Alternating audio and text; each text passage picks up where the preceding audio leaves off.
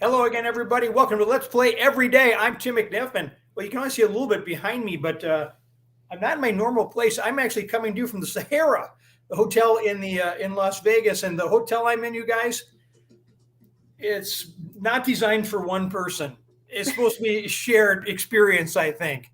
So They put you up in the suite, huh? Nice. I got it. Yeah, I guess I did, and I'm not sure how that happened, but totally wasted on me. That is for sure. So headed back today. Spent yesterday doing business here in Las Vegas.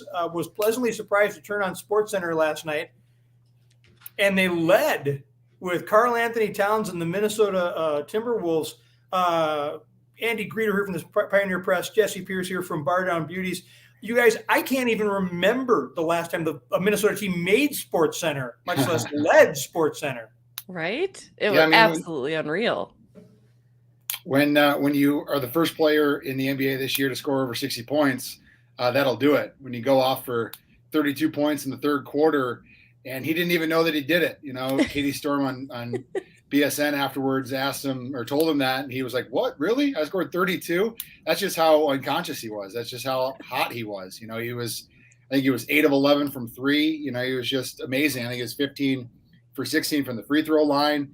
What's incredible about him right now is, you know, he's able to drive to the basket at nearly 7 feet, and nobody can guard that. And when they lay off him thinking he's going to go to the rim, he'll just shoot over the top. Mm-hmm. So he's, you know, got defenders coming and going and picking whatever he wants to do or whatever the defense is giving him. And we saw last night that when he gets hot, he's unstoppable. And is this time now that we all need to apologize to C. Willie? Like, do we all need to say, we're sorry, Cat is amazing, we love him? I think even beyond that, my favorite part was Ant starting an MVP chant, right? Like, that's just so cool. Like, that says something about this team. We talked about it before, is that's what's helping their success, I think, is this team just really genuinely likes playing together. I mean, and then you've got dominant performances like you see last night. I mean, it's a combination for winning success without a question. Yeah, to see them in the fourth quarter when they were not even going to make any pretense about the fact where the ball was going. Nobody else was going to shoot. They wanted him to get 60. And I didn't remember that he had the previous high of 57. So, and then lost in this whole thing is, oh, yeah, they won 149, 139. They're 10 games over 500 with the Lakers coming in tomorrow night. You know, I mean, I know the schedule gets more difficult like after that, and they can't make up any ground on Denver and Dallas because Denver and Dallas. So I guess just enjoy what we're watching? I think, you know, knowing that, you know, he's the record holder for the most points in a game by the Timberwolves, somebody should have told their social media team, because they tweeted out last night that he was the record holder. And it was like, well, he's been the record holder for 5 years now. So somebody should have told their own in-house staff that he was already holding the record. I think what was impressive about this weekend was, you know, you lay an egg in Orlando, which is one of the worst teams in the Eastern Conference, and then you bounce back and you beat Miami in the back end of a back-to-back, which, knowing this Timberwolves team over the last decade, that's the recipe for them dropping both games and, you know, kind of going on a losing streak after a nice winning streak. But they bounce back and get that game to, like you said, keep pace with what Denver and Dallas are doing. I think you just have to keep your head down and keep playing good basketball, take advantage of a down Lakers team in a couple of days, I think maybe tomorrow night, and just keep doing what you're doing and not worry about what other teams are doing around them. So, JP, how excited can we get about this team, knowing I was saying these same sorts of things about our Minnesota Wild in November and December and maybe even this latest You jinxed them, Tim. I'm telling you. I don't know what you said. It's your fault. No, I mean, I think you're right. I think there's something to be said about igniting a fan base here around your team too. I mean, enjoy it. Watch this team. Get behind, get on the wagon, as everybody's been telling you for the Minnesota Wild, but do the same thing for the Timberwolves. I'm even there. I think I'm there. I can't quite decide for myself right now. I remember I used to love the Timberwolves, stepped back, and now maybe I'm there. Yeah, I mean, there's no reason to not get excited. Enjoy the highs. We certainly have taken our time in Minnesota to enjoy the lows. We deserve this. We deserve to enjoy the highs just as much. So have fun with it. Cheer them on. I mean, it's certainly beyond exceeding expectations, right? I think nobody saw this coming. You're a liar if you think you did, because it's a fun ride. Buckle up and hop on. And Andy, your point is not lost on me either. I was so disappointed that they had lost on Friday night and was so pleasantly surprised to see that win against a very good Miami team on Saturday. So yeah, this team is capable. They really are. And SportsCenter went a little beyond just talking about Cat, where they had the analyst, and I'm trying to remember, is a former Dookie, but he was saying how the matchup problems the Timberwolves pose. And I'm kind of like, man, things I just did not expect to be hearing in March about the Minnesota Timberwolves. I think what was incredible about that is they didn't have Naz Reid, they didn't have Jared Vanderbilt. So the fact that Towns was able to do what he did without any help in the front court was even more remarkable. I think it was too bad that Jimmy Butler didn't play in that Saturday night game, against Miami. I think that always is something that I think Timberwolves fans are looking to, especially now that they're good and they can compete with a team like Miami. And Ant got into it with Butler, in his rookie year, and wasn't afraid to go toe to toe and get in his face, just knowing what an alpha Jimmy Butler is. I think that really endeared Timberwolves fans to who Ant is. So I think that was a bit of a disappointment, but you can only play the team that's on the other side. And Towns took advantage of the fact that he didn't have some of his running mates last night. So this is my first time talking with you guys or any of our regulars since the Vikings extended Kirk. And I tried glomming on to that. This makes him more tradable now, and I couldn't do it. I just think, again, back to Willie Miles, there is no GM out there, I think, who's willing to take on this at these numbers. We are stuck with what we're stuck with, whether extending him was the right move or not. I know what it does for it lessens the cap hit, but he's still taking up 15% of the total thing. The legal tampering window is open, and the tampering has begun. They tried to get one of their defensive tackles Pierce to take a restructured contract. He's like, yeah, no. And so he's gone. And here comes a guy by the name of Harrison Phillips, who apparently started for the Buffalo Bills this year. But we lost out on a guard that they were after, lost Xavier Woods and Mason Cole among our 19 unrestricted free agents. That 19, that list is long, and that's the way the NFL nowadays. There's always sort of like the transfer portal in college sports. It's open. You always know there's going to be a certain amount of movement, right? Mm-hmm. Who on this list of 19 of your Anthony Barr, Tyler Conklin, Patrick Peterson, do you really fear losing any of those guys? I don't know. I think the Vikings, they're entering kind of a new era, right? We've talked about, besides the fact that Kirk has been extended. You'd hate to lose maybe Anthony Barr, but even he's kind of lost a step. Patrick Peterson kind of lost a step. I'm okay with kind of blowing it up. Take a lead from the Minnesota Twins and just try something new and try to ignite something different. There's nobody out there really that I'm like, oh no, please stay. I think it's a new GM. It's a new coach. I want to see what they can do with the people that they think are going to best help them. And that's going to be some new names. That's going to be some new faces. And I think that's okay. You look at what GM Bill Guerin did with the Minnesota Wild. Funny, I'll bring it back to hockey. But, he did just that, right? He got some new pieces in, moved some beloved faces, and it's panned out well for them. So I think that's what a GM and a coach want to do, putting their stamp on the team. And, you want to try to keep your best players, certainly, but if they think there's better out there in the outfield, let them walk and see what they can find too. I think maybe with Harrison Phillips's cap number and salary number, 3 years, $20 million is palatable. I think that's not breaking the bank. I think maybe opens the door to kind of restructuring and doing something with Daniil Hunter, who I think is probably the most important player that this defense needs to have back next year. I know he hasn't been healthy over the last couple of years, but that guy is, an incredible freak, a difference maker when he's able to be healthy.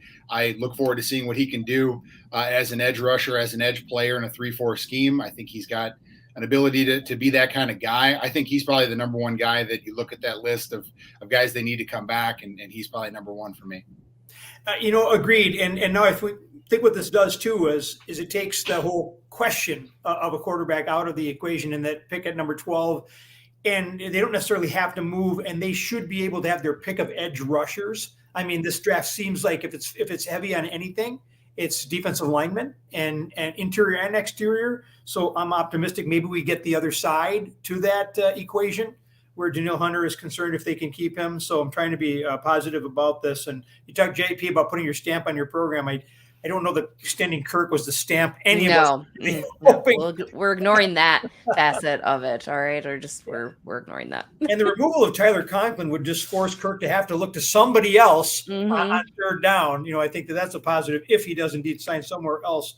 So I think the most damning thing where Kirk is concerned to me was the quarterback in the legal tampering situation started to get, some movement on that. Mitchell Trubisky, at one point, the number 2 overall pick in a draft that did include Patrick Mahomes, is now going to the Pittsburgh Steelers. That makes sense to me. You know what I mean? Pittsburgh had some great quarterbacks. They've had some absolutely Pittsburgh type guys who were not great quarterbacks play. Why am I just like on something that I feel like that I'm not looking at him being the savior for the franchise, but I see a fit. That's why you extend Kirk Cousins. That's why you keep Kirk Cousins around, because he's above average, and you have guys like Mitchell Trubisky signing on with the Steelers. You have a bad draft class. You're able to lower the cap. But I wish see Willie Miles was on this show today, because we were talking last week about how I think it's probably advantageous to keep Kirk Cousins around, even if it's a bitter pill to swallow, because that's what you need to do. There's not a lot of other options out there. When you saw the dominoes fall last week with the quarterbacks that were staying in places or being traded for boatloads of picks, and Russell Wilson and Aaron Rodgers, and then we had the Tom Brady news. I think there's not really a lot of options, so you have to go with what you have and find it to be a better situation than you had before, and I think that's what they did. That's very fair. DT said the same thing yesterday when we discussed it in your absence there, Timmy, too. He was like, I think it's okay. I think it'll be fine. I mean, I think Andy's absolutely right there. It's what you're stuck with. You're just kind of stuck with it. You still stay stuck with it because you don't have to like it. It is what it is. Yeah, and they're deep at wide receiver on offense. If not loaded, they are deep. The tackles are set. The interior of the offensive line obviously is not. We'll see. All right. Before we get educated on Minnesota United, is that the way we want to say it too? I didn't want to put it. Yeah, I think that's fair. I didn't want to put it in social. So I put him at MN United, and so many different accounts come up based on that. I'm like, and I chickened out and left the whole thing. I didn't even go there. Doing you a favor, Tim. Boomer. I know. I need this. But let's just go there, start there, because the name we're going to talk about, this isn't an athlete. This is a character in a soap opera. Dane St. Clair. Come on, that is a soap opera name, isn't it? Yeah. It sounds like you should be two-timing somebody in some love triangle on, in some small town on the East Coast, owning some company that, deals in, I don't know, luxury cars or something. Dane St. Clair. I know. Yeah, the Canadian, the patron saint of goalkeeping, as Minnesota United likes to say. He was incredible on Sunday.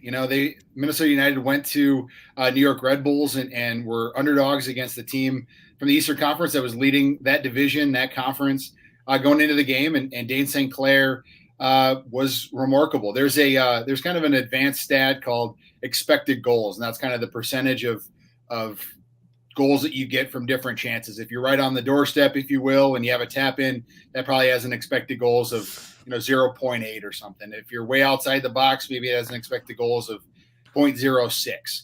Well, the New York Red Bulls had an expected goals of 3.1, and they were kept to 0 because Dane St. Clair made 8 saves, including a penalty kick save. Minnesota had less than 1 expected goals, but Luis Amarilla scored to give them a goal, and they won 1-0. Dane St. Clair won MLS Player of the Week honors yesterday, and it's interesting because he wasn't even supposed to start that game. Tyler Miller had been the starter in the first 2 weeks of the season, but he came down with the flu, so Dane stepped in. Dane has been a starter for this team in previous years. He was the goalkeeper when they went on their long playoff run in 2020 to the Western Conference Final. And they've got 2 starting caliber goalkeepers, and other teams in MLS know that, and they've come calling to try to get a trade for one of them. And Minnesota has set the bar pretty high for Dane St. Clair, who's the one that's younger, the one that has a new contract extension, the one that wants to make the Canadian men's national team before the World Cup here. And Minnesota said, no, we value him too much, but they haven't been starting him. They've been starting Tyler Miller. So Adrian Heath, the manager, has a decision to make. Does he go back to the starter for the first 2 games in Tyler Miller, or does he ride the hot hand that Dane St. Clair has right now? And what do they do in the long term? Tyler Miller is on an expiring contract. if they don't re-sign him, they don't want to let him walk in the offseason. So trading him during the summer would probably be more advantageous for them. But they're holding the cards close to the vest. Adrian Heath after the game said, we're not going to be rushed by other teams. We've got our price set on what we want. I don't want to trade either of them. I don't want to sell either of them. So it's really interesting to see what they do at goalkeeper. But Dan St. Clair was incredible. And maybe he's got a moonlighting gig on some soap opera, some telenovela. These were lives. Yeah. I was trying to think of them, and I'm glad I don't know them. That I was like, what is a soap opera name? And I couldn't come up with any. So maybe I still have my man card, I guess. Of course I could. Yeah, no, you're looking at a guy who had 2 older sisters. I started force fed all my children when I was like 7 or 8 years old, to the point of where I would skip out high school and go home and watch all my children at lunch and go back and go, oh, Erica Kane did this and everything. Yeah, I watched way too many soap operas. Dane St. Clair. So if you're putting on your GM, is it Manny Lagos? Would he be making the decision in this? Yeah, well, it's mostly Adrian Heath and Mark Watson. Those are kind of the two. Manny Lagos is also in the room. He was kind of restructured a couple of years ago to a different job. So, it's kind of those 3 guys. Amos McGee is also in there, management, CEO. But, it's going to be interesting to see what they do. Tyler Miller, like I said, he's a little bit older. He's on an expiring contract. He's a proven goalkeeper. He's been a rock for this team when he hasn't been injured. And Dane St. Clair is up and coming. He's younger. He's got a newer contract. He's probably got more of an upside, both in MLS and possibly beyond it. So we'll see. I think it's going to be a difficult decision. If I had to pick, I would say Dane St. Clair is the guy that sticks around, and Tyler Miller is the guy that goes. But that's just my opinion at this moment. That was my question, and I want to just take the same thought line and bring it over to Dr. Pierce, because we're less than a week away from the NHL trade deadline. That's fast approaching. Does the Minnesota Wild make a move, and if so, what do they do? I don't think so anymore. If you had asked me about a month ago when the Wild were playing hot, I'd say yes, this team is only 1 piece away from making a significant push. Now you're about 3 or 4 pieces away, I think. Marc-Andre Fleury, the goaltender that I had said might come in and help this team. He's demanding first round and, future. So I think that's too high of a price that Bill Guerin would want to pay. And like I said, I think you need a center, you need a goalie, you need some help on defense too, more primarily. And I think there isn't a rental out there that's really worth it, especially when the guys in the locker room are jiving so incredibly well. Like, why not just let them make a run? Maybe they do surprise you through the first round. It's going to be tough. It's going to be a battle. But I would say wait until the offseason to make any significant moves. I think if he were to make any sort of trades before deadline or at deadline, I would say get a defensive player at term, though. I don't want a rental D-man because you need some size back there. Your top 4D is looking a little discombobulated lately, and your John Merrills and Dmitry Kulikovs are playing as they were expected to. I think prior to this latest breakdown, they were exceeding expectations. This is what I'd expect for the price that you're paying for Merrill and Kulikov. This is kind of what you should expect to get. So I would say Bill Guerin stays pat. Of course, he's always taken those calls. We know that. And he's not afraid to make the moves. I just don't see what the point necessarily would be unless it's absolutely too good to pass up. But there's nothing out there right now that has me salivating saying, yes, we need that to make a run. In too many areas of need right now, unfortunately. Mm-hmm. Yeah, exactly. All right, you guys, Lindsay Whalen has a contract extension. I mean, she's got the recruiting class coming in. You had to do it, right? Yeah, I think so. I'm a little concerned just given what she's done in her 4 years. 28 and 44 in the Big Ten is not very good. And I think she'd be the first one to tell you that. Yeah, I mean, having a top 10 recruiting class coming in obviously is intriguing for her and for the program and the direction of it. I think it's nice to be able to play in postseason like they're doing in the women's NIT here later this week, I think Thursday against Green Bay. I think that's good for the program to play postseason basketball, even if it's not the NCAAs. But, this recruiting class, gets Whalen a couple more years. I think, they're going to be freshmen next year. And while they're talented, they're going to be super young and the expectation is going to be low in their first year. So then that's, gives Whalen a couple years to be able to make this a winner, make this an NCAA tournament type team. But she's a first year head coach, and Mark Coyle knows that, and she's getting the opportunity to kind of learn on the job. And I think we need to see some results here in the next couple of years. 100% agree. That was going to be my kind of take too. Like I know, and especially here in Minnesota, obviously we love Lindsay Whalen, one of us, and all that. But I think she really does have to prove herself now that she has this extension, now that her class is coming in. It's kind of that make or break. It was a disappointing season, I think, this year for her, for the squad. But next year, hopefully she gets off the ground running and really proves herself, and then says, yes, for any naysayers, maybe I was worth this extension, and this is why. So good for her, getting a couple years to stick around and get the fan base rocking and rolling and getting that team heading in the right direction as well. I think what she needs to do is hit the transfer portal to get some more experienced players to blend in. Yeah, some size. Mallory Hayer, I think she's 6'1". She's coming in from Chaska. I think she's going to be a post presence for them as a freshman. But I think they need some experience too, right? They're going to be losing a fair amount of seniors, and they've got those talented freshmen coming in. So you need to do what Ben Johnson is planning on doing and blending it with the transfer portal with some experienced players, kind of lessen the blow on the freshman curve, if you will. Yeah. So let's stay with basketball to close things out, because March Madness, right? DT's got his son playing in it. I was happy to see Indiana make a little bit of a run, and they get that experience, hopefully for more than just a play-in game at Indiana. So are you guys, do you do the thing? Do you fill out a bracket every year? Of course. For sure. You do the thing, Tim. Come on now. Well, I mean, some people don't, whatever. I mean, so I had this really interesting thing. So I was at CARE for like 26 years straight, and then left and came back. And during that, I went 17 years, where 11 of them in the sports department, never first, second, or third in the Final Four. 17 years, never touched a dime, won it back to back. How does that happen? And then back to zip again. So that's my experience with the bracketology in the Final Four. I never seem to quite get into the money. Everybody seems to like the same four teams sort of at the end. You guys don't throw me off the show, but I'll tell you who I like as my dark horse. Iowa.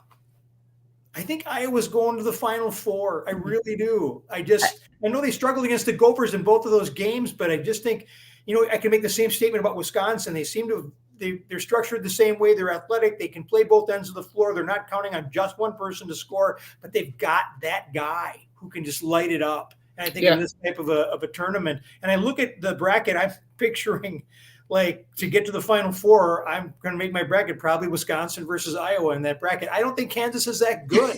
I think that you should check on him, Andy. Like I don't know about you, man. This is why I don't finish in the money, you guys. And where I'm going with this is, I'm in Las Vegas, and I am going to admit right now I have a checkered past where gambling is concerned.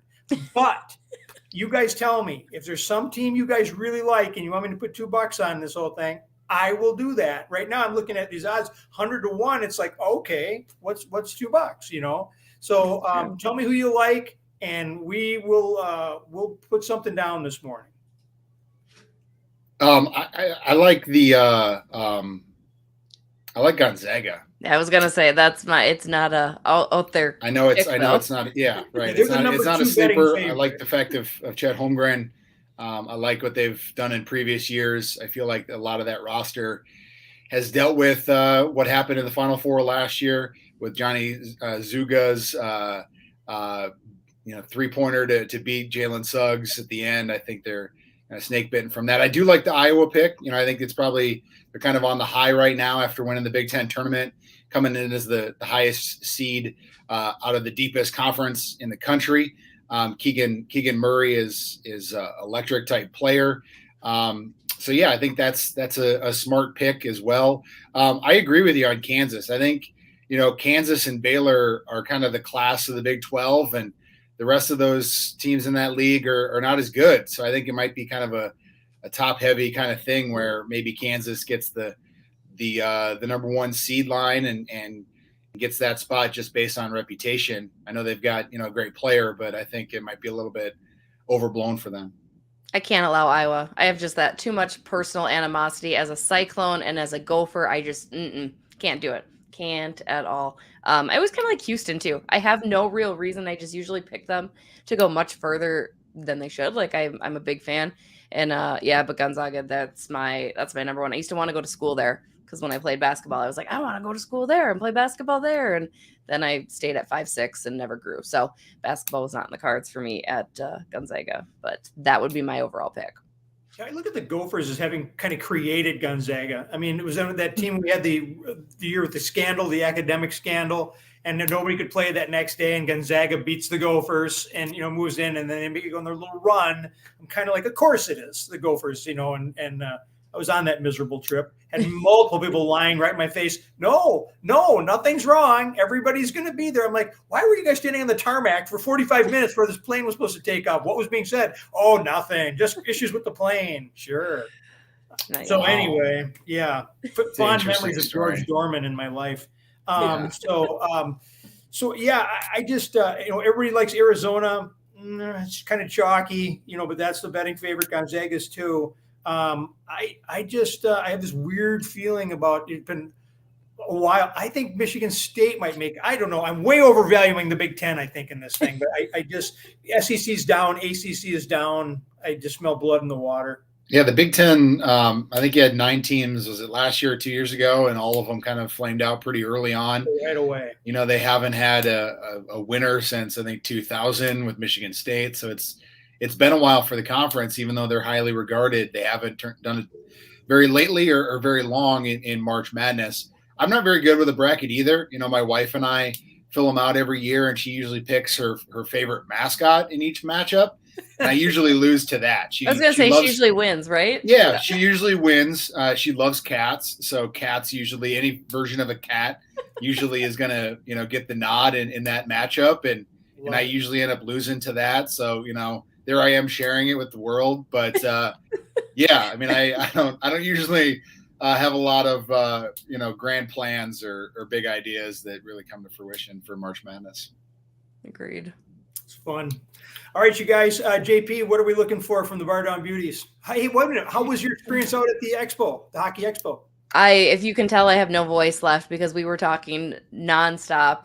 But so great. We had so many great guests. Some names that Matt Dumba, Ryan Carter, but then we also chatted with Sophie Squad, which is an organization helping spread the word about mental health and mental illness after one of their own had taken her life at the age of just 14. So some really powerful messaging out there. Just really fun to sit and BS with people. Apparently people know who you are, which is always kind of a weird feeling. I'm sure you guys get that, but yeah, it was good. Matamidi, I lost. I don't want to talk about it. They did win 3rd place. So there was that solace, but yeah, coming up next, we had Mikko Koivu on last week. Matt Cook is on this week. And then next week we'll have Ryan Carter. So big 9-game homestand, which started on Sunday for the Wild. So lots of on ice action the next couple weeks here in St. Paul. Andrew, what are you working on? The Gophers Pro Day is tomorrow. So all NFL teams will be out at the Gophers practice facility to see a dozen or so Gophers and a bunch of small school players, go through some drills and different things. Boye Mafe, Daniel Fa'alele, 2 guys that'll probably go in the 1st or 2nd round. Blaze Andrews, Sessi Otamiwu, and a bunch of other guys that Coney Durr, Jack Gibbons, a bunch of Gophers that have a shot at playing the next level will get their best chance to impress tomorrow at the U. I wondered if Mafe, he did so well at the Senior Bowl and then so well at the Combine. I'm like, don't do anything else. He's still got to work out. I think he's still going to do some stuff. Yeah, I think he's going to be a part of the festivities. Yeah, I think he's confident in himself. I'm sure he wants to get out in front of them again. Some of the guys didn't do some of the drills, and some of them didn't do other ones. So kind of mix and match and see how they're feeling. Maybe a week or so, 10 days after the Combine. In the cases of the guys at the top of the draft class with the Gophers. Well, thank you guys so much. This is always great. It's a lot of fun to be here with you. So I'm hearing you right. I'm going to lay a $2 bet in each of your names on Gonzaga.